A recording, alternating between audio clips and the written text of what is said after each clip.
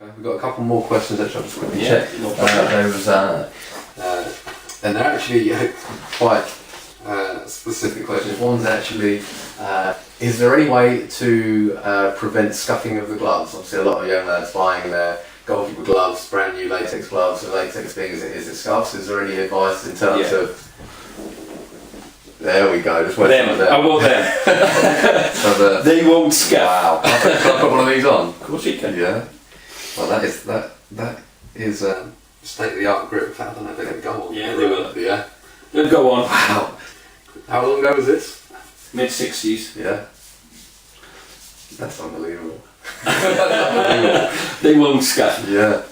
I'll definitely be patting with that. Two touch. Yeah, yeah. Yeah. I just think with the problems now with the modern gloves, you know, is that they're a fantastic grip. But the better the grip, you know, the softer they are.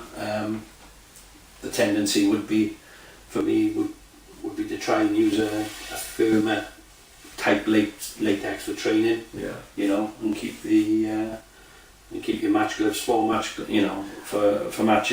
you know, you can dampen them, and you know, somebody said to me that there is a benefit, I don't know, in having coloured palm, because the dye that is obviously natural latex is white. Yeah. So if you have for example, a black latex, then it's obviously been dyed, or red or blue or whatever. Yeah. And because there's been a dye on it that tends to hold the latex. Yeah. Whether it does a little bit for the grip, I don't know, but I guess the other thing being, as you said, have your match pair of gloves and make sure they're obviously always in good condition.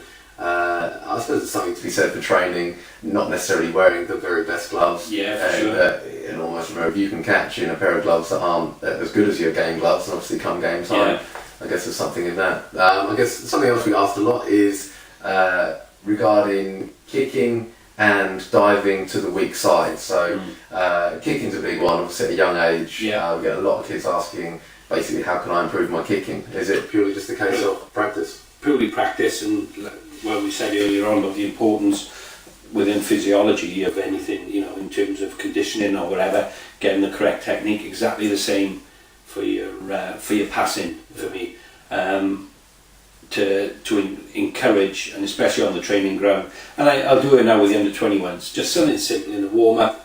They'll start serving one another, and after a minute or so I'll say, how many of you played with your swinger? You know, oh well, I haven't. Well, practice, here's a place, you know. If you sky a few or shank a few or slice a few, it's not a problem. You know, this is a place to practice, because come the first minute of a game you might need it.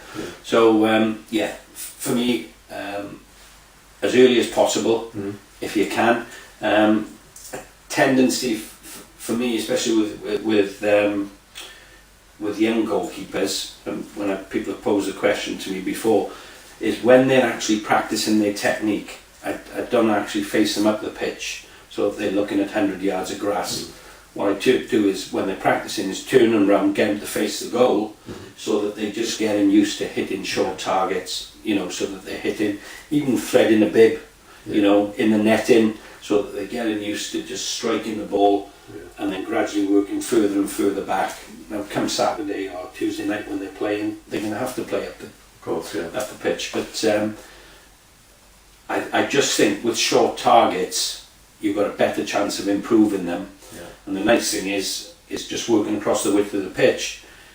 If you've got two goalkeepers and they work across the width of the 6-yard box, then that's 20 yards. Yeah.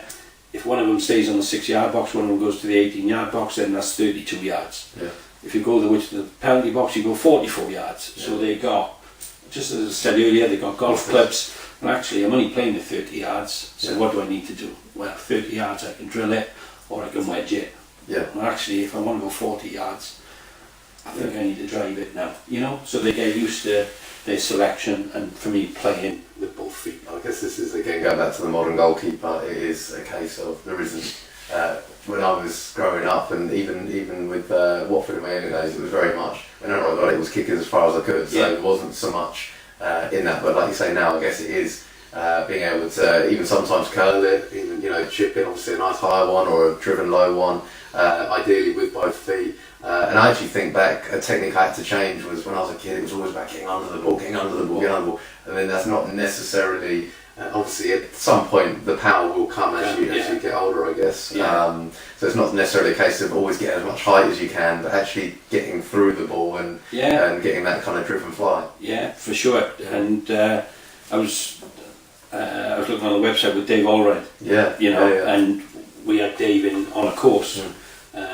Dave came in and delivered a 2-hour module on striking a ball, and it was fascinating because the mechanics of it and the psyche of it, and just going back to basics, because just saying about the last 4 inches and the contact is the most important thing. So many people think, right, I've got to be 6 yards away from the ball, I've got to be slightly left, I've got to take 2 paces, I've got to do this and do that, and by the time they get up to the ball, when their standing foot isn't in the right place, or in terms of the contact isn't clean. So that the last 4 inches of the strike is going to dictate whether it's a good pass or whether it's a poor pass.